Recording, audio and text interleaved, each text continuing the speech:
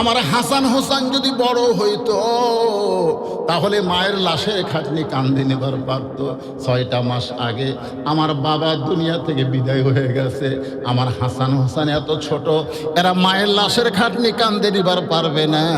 আপনি শুধু আমার দেহটা কান্দে করে নিয়ে ওই জান্নাতুল বাকির পূর্ব কোণায় সবুজ রঙের একটা বাতি জ্বলবে, ওই বাতি বরাবর আমাকে দাফন করবেন।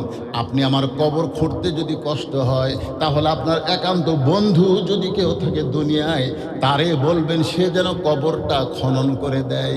হযরত আলী কাঁদতে কাঁদতে এক দৌড়, যেই দরজা খুলে দৌড় মারছে, এমন সময় হাসান হোসাইন দুই ভাই মাকে ধরে বলতেছে, মা দরজা বন্ধ করে আমাদের দুই ভাইকে বের করে দিয়া আমার বাবাকে আপনি কষ্ট দিছেন। মা আমার বাবাকে আপনি কষ্ট দিছেন, কষ্ট যদি না দিতেন তাহলে বাবা কাঁদতে কাঁদতে কেন বাইরে গেল। ফাতেমা দুইটা বাচ্চাকে বুকের মধ্যে চাইপা ধরে বলেছে, বাবা আজকে তোমাদের মা তোমাদের বাবাকে একটা গোপন কথা বলেছে, আর গোপন কথা সহ্য করতে না পেরে কাঁদতে কাঁদতে চলে গেছে। আবু যর গিফারির জানলার কাছে ছোট বাচ্চার মতো ফুফায় ফুফায় কাঁদতেছে। আবু যর গিফারি চমকে গেল, এই গভীর রাত্রে আমার জানলার কাছে কে কান্দে? দরজা খুলে বাহির আইসা দেখে আসাদুল্লাহ হিল গালিব হযরত আলী কাঁদতেছে। আবু যর গিফারি বলে, আলী ভাই জীবনে বহু যুদ্ধ তোমার সঙ্গে করেছি, কোনো যুদ্ধে তোমাকে পরাজিত হয়ে আমি কাঁদতে দেখি নাই। আজকে তোমার জীবনে এমন কি যুদ্ধ শুরু হলো যে তুমি এমন করে আমার জানলার কাছে কান্দো? আবু যর শুনে নে, একজন মহিষী পর্দানিশী গভীর রাত্রে মৃত্যুবরণ করবে, এই গভীর রাত্রে তাকে দাফন করা লাগবে। যা জান্নাতুল বাকির পূর্ব কোণায় একটা বাতি জ্বলতেছে, ওই বাতি বরাবর একটা কবর কর। আবু যর গিফারি কোদাল নিয়া ওই জান্নাতুল বাকির পূর্ব কোণায় গিয়া দেখে সবুজ রঙের একটা বাতি জ্বলতেছে, যেই বাতির কোনো তার নাই, যেই বাতির কোনো সুইচ নাই। আল্লাহ তাআলা বিনা তারে বিনা সুইচে একটা অটোমেটিক বাতি জ্বলাইয়া দিছে। এখান থেকে দলিল হলো, আমরা যখন অন্ধকার কবরে যাব, আমাদের কবর অন্ধকার থাকবে না। আমাদের ইমানের নূর আর আমলের তার দিয়ে আল্লাহ তাআলা আমাদের অন্ধকার কবরকে দুইখানা হাত ফাতেমার দিকে বাড়ায় দিছে। ফাতেমা দৌড়ে এসে স্বামীর বুকে মাথা রেখে ছোট বাচ্চার মতন কান্না শুরু করেছে। হযরত আলী বলে, ফাতেমা দুইটা সন্তানকে ঘর থেকে বের করে দিয়ে, দুইটা সন্তানকে ঘর থেকে বের করে দিয়ে ঘরের দরজা বন্ধ করে দিলে, আমি দুইখানা হাত বাড়ায় দিলাম, তুমি দৌড়ে আমার বুকের মধ্যে আসলা, কিন্তু কান্না করার কারণ কি? ফাতেমা বলে, স্বামী গো, আর কোনোদিন ঘর সাজাবার পারবো না, আর কোনোদিন সন্তান দুইটাকে সাজাই দিবার পারবো না, আর কোনোদিন সাইদা গুইজা আপনার সামনে টানাবার পারবো না, কারণ আজকে গভীর রাত্রে ফাতেমার মৃত্যু হবে। যেই মাত্র কইছে গভীর রাত্রে ফাতেমার মৃত্যু হবে, গাছের গোড়া কাটলে গাছটা যেমন পড়ে যায়, হযরত আলী তেমনি পড়ে গেলেন ঘরের মাঝে। মা ফাতেমা চোখের পানি দুই হাত দিয়ে মুছে মুচকি মুচকি হেসে ফাতেমা বলে, স্বামী গো, আপনি দুই দিক দিয়ে শ্রেষ্ঠ। 1 নম্বর হলো বীর, 2 নম্বর জ্ঞানী। আপনার বউ আজকে রাত্রে মারা যাবে, একজন বীর এবং জ্ঞানী হয়ে আপনি কেন মাটিতে এভাবে পড়ে গেলেন? আপনি কি জানেন না এই দুনিয়া থাকার জায়গা না, এখানে আসলে যাইতে হবে। ওগো স্বামী, এই দুনিয়া থাকার জায়গা না, এখানে আসলে যাইতে হবে। আমি সব সময় বলেছিলাম, আল্লাহ আমি ফাতেমা পর্দানিশী, আমার মৃত্যুটা পর্দার মধ্যে দিও। আল্লাহ আমার দোয়া কবুল করেছে, তাই রাতের অন্ধকারে পর্দার ভিতরে আমার মৃত্যু হবে। ওগো স্বামী, আমি দুনিয়া থেকে বিদায় নেওয়ার পর আমার 3টা চাওয়া আপনাকে পুরা করা লাগবে। আলী কান্দের বলে, ফাতেমারে, দুনিয়াতে গরিব ছিলাম বলে তুমি কিছুই চাইলা না, মৃত্যুর পরে তুমি কি চাইবা ফাতেমা? ফাতেমা বলে, স্বামী গো, আমার লাশটা খাটনিতে তুলবেন না, আমি মরে যাওয়ার পর আমার লাশটা খাটনিতে তুলবেন না। এসব নামাজের পর হযরত আলী ঘরের মধ্যে ঢুকে দেখে ঘরটা সুন্দর করে সাজাইছে। হযরত আলীর 2টা সন্তান হাসান হোসেনকে সুন্দর করে সাজাই দিয়া মা ফাতেমা সুন্দরী সাইজা গুইজা বসে আছে। আপনার বলেন তো, ঘরের মধ্যে কোনো পুরুষ মানুষ যদি ঢুকে দেখে ঘরও সুন্দর, সন্তান দুইটাও সুন্দর করে সাজানো, আবার বউটাও সুন্দরী সাজা গুজা বসে আছে, আপনার বলেন তো পুরুষ মানুষের মন তখন কি হয়? কেরে মরদগুলা কথা কর না কেন, মন কি হয়? আমাদের ঘরের বউগুলা যদি সুন্দরী সাইজা গুইজা থাকে, রাস্তার কোন নারীর দিকে আমরা তাকাবই না। জোরে কোন কথা ঠিক কিনা?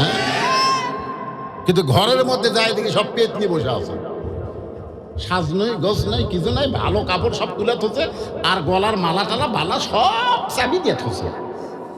আর কোনো জায়গার যখন বেড়াবার যাবে, ও বাবা রে, সব সাজুগুজু করতেছে। বউ যখন সাজুগুজু করে, গলাত মালা দেয়, হাতত মালা দেয়, তখন স্বামী মন খারাপ করে খাটের উপর বসে আছে। বউ বলতেছে, কে গো আমি সাজতেছি, তোমার মন খারাপ কেন? স্বামী বলতেছে, আমার মনে হয় তুমি কোথায় যাবা। বউ বলতেছে, ঠিকই কইছো, আমি একটু মুখ জাকাত বেড়াবার যাবো। বলে, এই জন্যই তো আমার মন খারাপ। তোমরা যখন বাহিরে যাও তখন সাজগোজ করো, আর তোমরা যখন ঘরে থাকো তখন পেতনির মতন থাকো।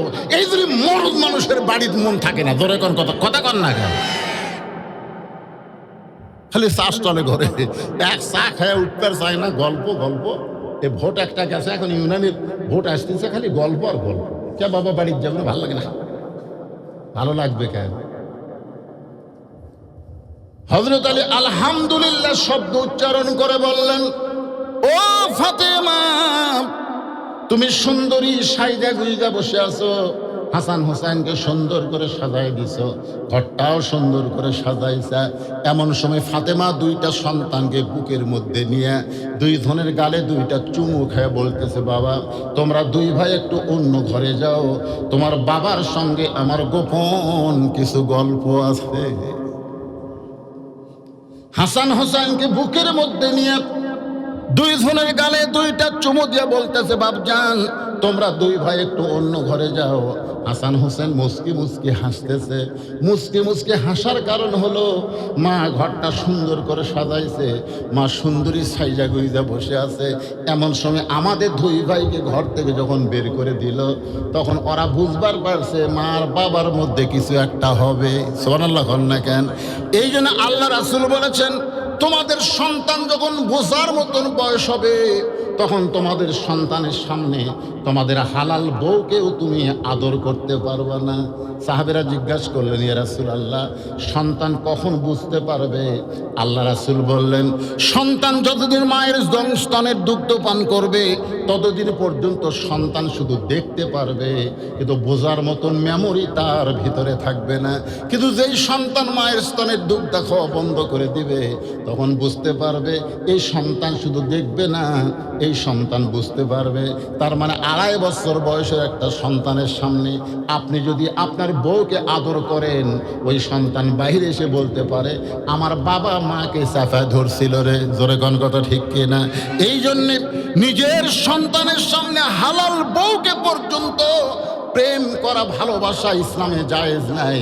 তাহলে আমরা কোন বাংলাদেশে বাস করি, যে বাংলাদেশে 12ই ফেব্রুয়ারি 14ই ফেব্রুয়ারি কাতি মাসা কুত্তা দিবস পালিত হয়? জোরে কোন কথা ঠিক না?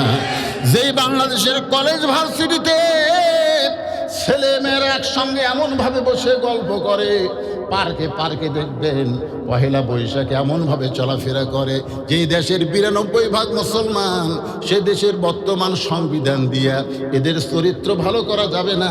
এদের চরিত্র ভালো করতে গেলে আল্লাহর কোরআনের সংবিধান, ওয়াকরনা ফি বুয়ুতিকুন্না ওয়ালা তাবাররাজনা তাবাররুজাল জাহিলিয়াতিল উলা। আল্লাহু আকবার। হাসান হোসেন দুই ভাই যখন অন্য ঘরে গেছে, এমন সময় ফাতেমা দরজা বন্ধ করে দিয়েছে। যেই দরজা বন্ধ করে দিয়েছে, হযরত আলী মাথার টুপি খুলছে। আপনার বলেন তো, সন্তান দুটো বার করে দিয়ে এখন বউ যদি ঘরের দরজা বন্ধ করে দেয়, সে যত বড়ই হুজুর হোক, মাথার টুপি থোয়ার দরকার আছে? কথা কয় না রে বারে। আমি যত বড়ই বক্তা হই, আমি আপনাকে সামনে মাথার টুপি দিছি, কিন্তু বাড়ির যেয়ে তখন বইয়ের কাছে ঘুমাবো তখনও টুপি লিয়ে আল্লাহ রাসূল মাঝে মধ্যে টুপি খোলার কথা মনে থাকতো না, বুঝলেন? টুপির প্রতি রাসূল এত মহব্বত ছিল। এখন আমি যত বড়ই বক্তা হই, হুজুর হই, বইয়ের কাছে যখন ঘুমাবার চাই তখন কিন্তু আমার মাথার টুপি আর থাকে। আল্লাহ রাসূল দুই একদিন না খুলে ঘুমাতেন, মা আয়েশা টুপি খুলে সুন্দর করে রেখে দিতেন। আল্লাহ রাসূল ঘুম থেকে উঠেই মাথায় হাত দিয়ে বলতেন, আয়েশা আমার টুপি।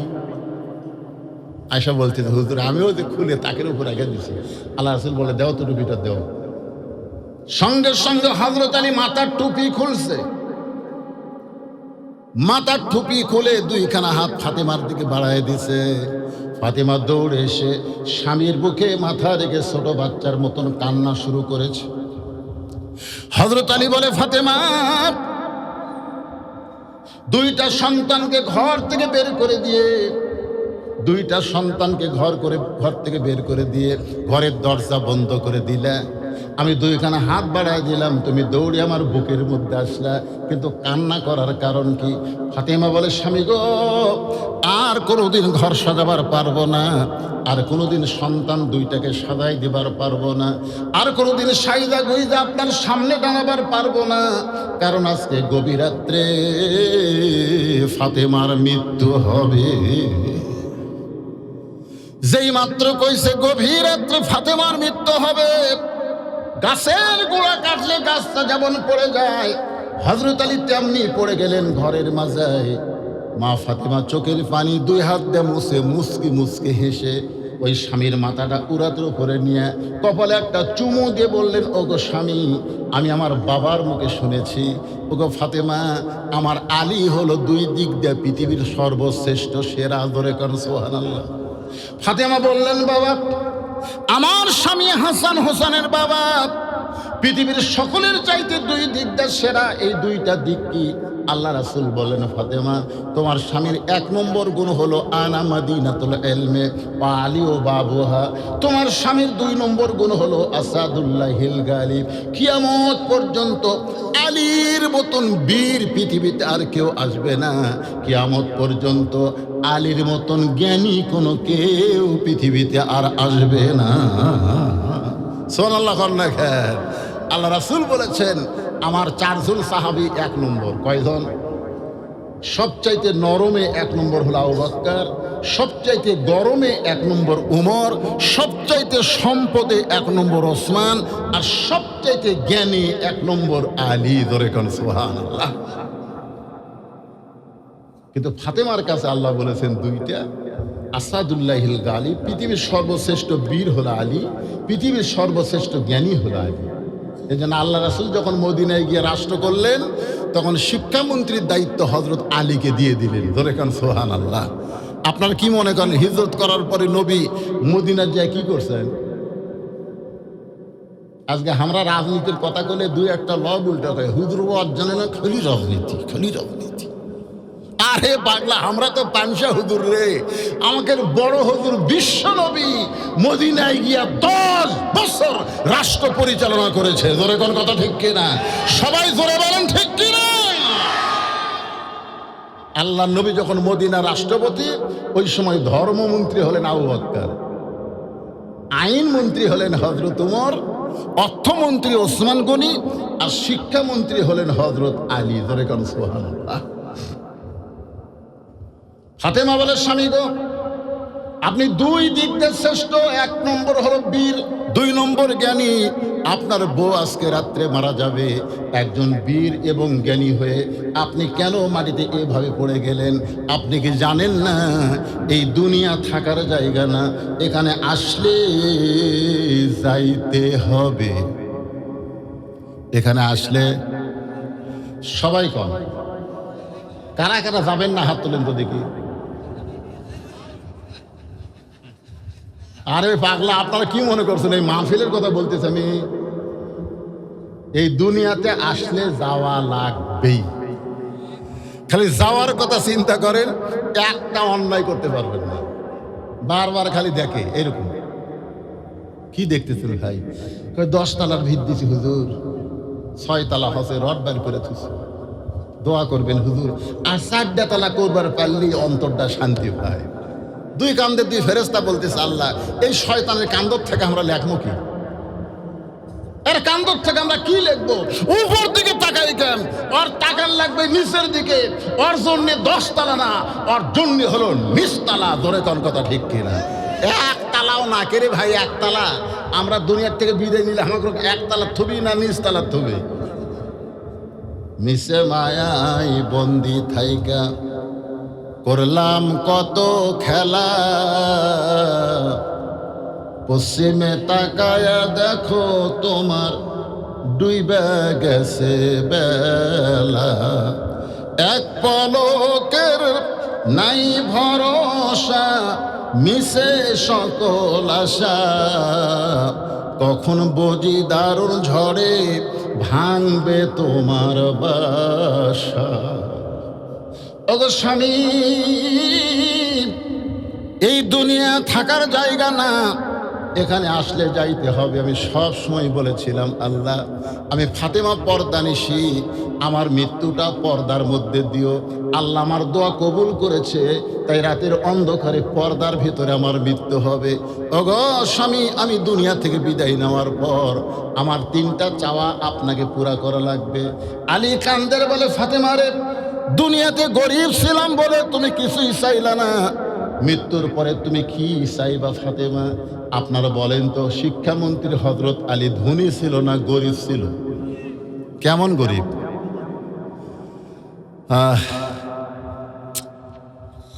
এত গরিব ছিল ভাইজান। একদিন নবী ফাতেমার ঘরত এসে দেখে ফাতেমার চোখের নিচে কালিমা। আল্লাহ রাসূল মুস্কে হাসিতে বললেন, ফাতেমা, চোখের নিচে সুরমা দেওয়াতে তোমাকে খুব সুন্দর লাগতেছে। ফাতেমা হাউমাউ করে কান্না শুরু করছে। রাসূল বলে, কান্দিস কেন মা? বলে, বাবা আজ কয়েকদিন হলে না খাওয়ার কারণে আমার চোখের নিচে কালি পড়ে গেছে, আমি সুরমা দেইনি বাবা। এমন একজন গরিবের সঙ্গে আমার বিয়ে দিচ্ছেন যে সকালে খাবার পালে রাতে থাকে না। দুধ তো বাদ দিলাম, রাতে যদি কোনোদিন খায় পরে 2 দিন থাকে না। আপনি জানেন না বাবা, আমার হাসান হুসাইন ক্ষুধার জ্বালায় কাঁদতে কাঁদতে ঘরের মধ্যে ঘুমায় গেছে। আল্লাহ রাসূল বলে, ফাতেমা রে, তুমি কি আলীর বিপক্ষে আমাকে কিছু বলতে চাও? শুনে নাও, আমি নবী তোমাকে আলীর সঙ্গে বিয়ে দেই নাই, বরং ঘটকালি করেছে আল্লাহ। বাধ্য হয়ে আমি রাজি হয়ে গেছি। সঙ্গে সঙ্গে ফাতেমা বলে, বাবা আল্লাহ ঘটকালি করেছে, তাহলে আলীর মধ্যে এমন কি আছে?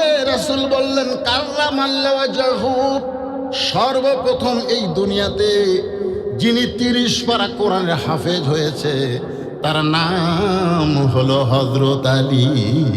ধরে কোন সুবহানাল্লাহ। জিহাদের ময়দানে গেলে যে আলী কোনোদিন পিছন দিকে তাকায় না। ও ফাতেমা, আল্লাহর পরে কাউকে যদি সেজদা দেওয়ার হুকুম থাকতো তাহলে আমি তোমাকে বলতাম আলীর পায়ে সেজদা করো, কিন্তু আল্লাহ ছাড়া অন্য কাউকে সেজদা দেওয়া যাবে না। এখান থেকে নবী বুঝাই দিলেন, মেয়েদের কাছে আল্লাহর পরে সবচাইতে দামি ওই মহান ব্যক্তি হলো তার স্বামী। সল্লা কন্যা। আর আমাদের গুলা কি হয়? আপনাদের গুলা কেমন? হ্যাঁ মায়েরা, পুরুষের চাইতে 4 গুণ বেশি হয়েছেন বলে আপনাদের আলোচনা করতেছে, একটু মনোযোগ দিয়ে শোনেন। আলী বলতেছেন, ফাতেমা, দুনিয়াতে গরিব ছিলাম বলে তুমি কিছুই চাইলা না, মরে যাওয়ার পরে তুমি কি চাইবা ফাতেমা? ফাতেমা বলে, স্বামী গো, আমার 1 নম্বর চাওয়া হলো রাতের অন্ধকারে আমার মৃত্যু হবে, এই রাতের অন্ধকারে আমাকে পর্দার ভিতরে দাফন করা লাগবে। আমার 2 নম্বর চাওয়া হলো, ওগো স্বামী, আমার জন্য জানাজার কোনো ব্যবস্থা করবেন না। আপনি আমার জানাজা করবেন, কিন্তু জানাজার কোনো ব্যবস্থা করবেন না। কোনো মেয়ে মানুষ মারা গেলে মাইকিং করে, মোবাইল করে করে বেশি পুরুষ মানুষ জোগানোর কোনো দরকার নাই। কি মনে করছেন? আপনারা কোনোদিন বলতে পারবেন এ মেয়েটা কেমন ছিল? এটা কি কোনোদিন মেয়ের লাশ সামনে এনে বলতে পারবেন? এ কথা কন না কেন? পারবেন?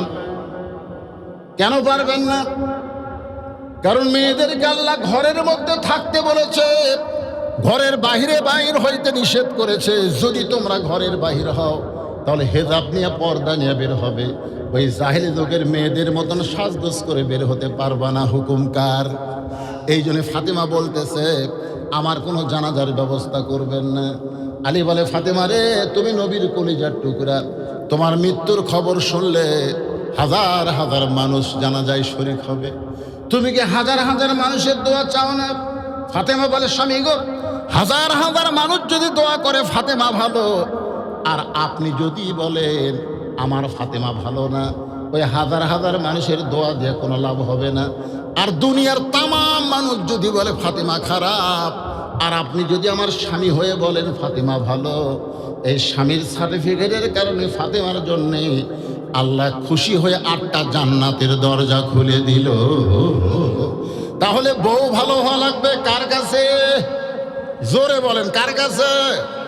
আর আমাদের গুলা ল বলটা কি কয়? খালি তুমি আমার দেখতে তুমি। গোটা পাড়া খুঁজে দেখো আমার বিরুদ্ধে কেউ দেব। এ মায়েরা শোনেন, পাড়ার লোকেরা আপনাকে ভালো বললে আপনি ভালো হতে পারবেন না। নিজের স্বামী যতক্ষণ আপনাকে ভালো না বলবে, আপনার তো এখন মশান পেলেন। কিন্তু শুনে নেন, আল্লাহ কোরআনে বলেছেন হুন্না লিবাসুল লাকুম ওয়া আনতুম লিবাসুল লাহুন্না। এখন বউ যদি বলে আমার স্বামী ভালো না, তাহলে কিন্তু স্বামীরা জাহান্নামে যাবে। আপনি তো একলা এসে চা ভালোই খান, পেঁয়াজি ভালোই মারতেছেন, যা আরো দে। কিন্তু বাড়ির যে আপনার বউ আছে তার জন্য কোনোদিন 20 টাকার বাদাম ভাজা নিয়ে গেছেন? এই কথা কর না কেন? এই যে কঠিন গরমের দিনে অনেকের বাড়িতে গ্যাসের চুলা নাই, এই মাটির চুলাতে খড়ি দিয়ে ভাত পাক করে যে 3 সন্ধ্যা আপনাকে খাওয়ায়, আপনি কোনোদিন একটা ডাব কিনছেন বইয়ের জন্যে? ডাব কিনা বাড়িতে যায় নিজে দাও দিয়া ডাব কাটিয়ে গিলাসত পানি ঢেলে বইয়ের সামনে এসে বলবেন যে বিসমিল্লাহ বলে খাও। ও বলবে না গো, তুমি খালি হো না। আগুনের সামনে বসে তুমি কত কষ্ট করো, ডাব খাও। জোর করে আপনার বউ খালি 1 গিলাস ডাবের পানি খেলাবেন। ওই যত মেয়ে মানুষ আসবে সবাইকে বলবে আমার স্বামী আল্লাহর ওলি রে, আমার স্বামী আল্লাহর ওলি রে, আমার ডাবের পানি ডাব কাটা পানি খেলে রে। বইয়ের জন্য একটু আচার কিনবেন, বইয়ের জন্য একটু বাদাম ভাজা কিনবেন, একটু বাজার থেকে মিষ্টি নিয়ে যাবেন। ভাই কি মনে করতেছেন? আল্লাহ রাসূল বলেছেন নিজের হালাল স্ত্রীকে নিজের হালাল কামাই থেকে 1টা টাকা খরচ করবা, আল্লাহ রাস্তায় 17 টাকা দান করা সওয়াব আল্লাহ তোমাকে দিয়ে দিবে। জোরে কোন সুবহানাল্লাহ। একটু খেয়াল করেন। ফাতেমা বলে স্বামী গো, আমার 3 নম্বর চাওয়া হলো আমার লাশটা খাটনিতে তুলবেন না। আমি মরে যাওয়ার পর আমার লাশটা খাটনিতে তুলবেন না, কারণ খাটনি কাঁধে নেওয়ার 4 জন পুরুষ মানুষ লাগবে। আমি ফাতেমা হিসাব করে দেখলাম বর্তমানে আমার খাটনি কাঁধে নেওয়ার 4 জন পুরুষ মানুষ দুনিয়াতে নাই। আমার বাবা যদি দুনিয়াতে থাকতো তাহলে মরা মেয়ের লাশের খাটনি বাবা কাঁধে নিবার পারত। আমার হাসান হোসেন যদি বড় হইতো তাহলে মায়ের লাশের খাটনি কাঁধে নেবার পারত। 6টা মাস আগে আমার বাবা দুনিয়া থেকে বিদায় হয়ে গেছে। আমার হাসান হোসেন এত ছোট, এরা মায়ের লাশের খাটনি কাঁধে নিবার পারবে না। আপনি শুধু আমার দেহটা কাঁধে করে নিয়ে ওই জান্নাতুল বাকির পূর্ব কোণায় সবুজ রঙের একটা বাতি জ্বলবে, ওই বাতি বরাবর আমাকে দাফন করবেন। আপনি আমার কবর খুঁড়তে যদি কষ্ট হয় তাহলে আপনার একান্ত বন্ধু যদি কেউ থাকে দুনিয়ায়, তারে বলবেন সে যেন কবরটা খনন করে দেয়।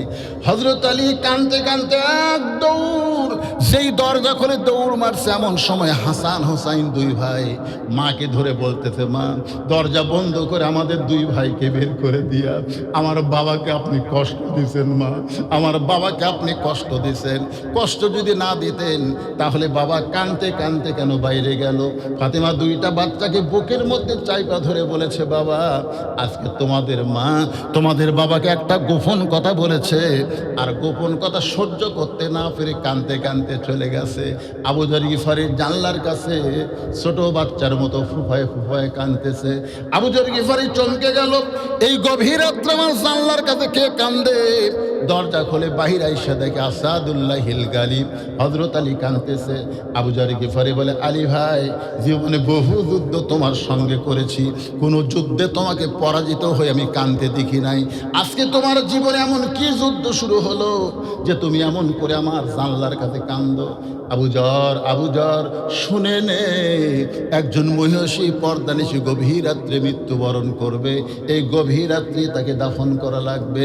যা জান্নাতুল বাকির পূর্ব কোণায় একটা বাতি জ্বলতেছে, ওই বাতি বরাবর একটা কবর কর। আবু যর গিফারি কোদাল নিয়া ওই জান্নাতুল বাকির পূর্ব কোণায় গিয়া দেখে সবুজ রঙের একটা বাতি জ্বলতেছে, যেই বাতির কোনো তার নাই, যেই বাতির কোনো সুইচ নাই। আল্লাহ তাআলা বিনা তারে বিনা সুইচে একটা অটোমেটিক বাতি জ্বালায়া দিছে। এখান থেকে দলিল হলো, আমরা যখন অন্ধকার কবরে যাব, আমাদের কবর অন্ধকার থাকবে না। আমাদের ঈমানের নূর আর আমলের তার দিয়ে আল্লাহ তাআলা আমাদের অন্ধকার কবরকে আলোকিত করে দিবে। আবু যর গিফারি ওই আলোটার দিকে তাকায় দেখে আলো গোলাকার হয়ে পড়ে নাই, আলো চার কোনা হয়ে পড়েছে। ওই চার কোনা আলোর মধ্যেই কোদাল দিয়ে কবর খনন শুরু করলেন। কবর খুঁড়তে খুঁড়তে খুঁড়তে এক সময় আবেগে বলে ফেলেছেন, কবর তুই কি জানিস দিনের বেলা কবর না খুঁড়ে রাতের বেলা কবর কেন খুঁড়তেছি? কবর রে, আজকে তোর মধ্যে এমন একজন মহিয়সী নারীকে দাফন করা হবে, আল্লাহ নবীর মেয়ে হওয়ার পরেও নবী তাকে মায়ের মতো সম্মান করেছে। সাহাবীদের সামনে রাসূল বললেন, এই সাহাবীরা, আমার মেয়ের খবর তোমরা জানো? আল্লাহ আমাকে 3টা মেয়ে দিছে। সমস্ত সাহাবী জিব্বাত কামড় খাচ্ছে। সমস্ত সাহাবী কি রে, নবীর মেয়ে হলো 4টে, আর নবী বলতেছে 3টে। আল্লাহ কোরআনে বলেছে, নবী যখন কোনো কথা বলবে, নবীর মুখের উপরে কথা বলা যাবে না। নবী যখন রাস্তা চলবে, নবীর সামনে কেউ রাস্তাও হাঁটতে পারবে না। তো সাহাবীরা বলতেছেন, হুজুর তাহলে আপনি বলেন। আল্লাহ রাসূল বললেন, আমার বড় মেয়ের নাম হলো জয়নাব, আমার মেজো মেয়ের নাম হলো রোকেয়া, আমার ছোট মেয়ের নাম হলো কুলসুমা। আল্লাহর কি কাম, ওই সময় হাসান হোসেন 2 ভাই নবীর 2 উরাতের উপরে বসেছিল।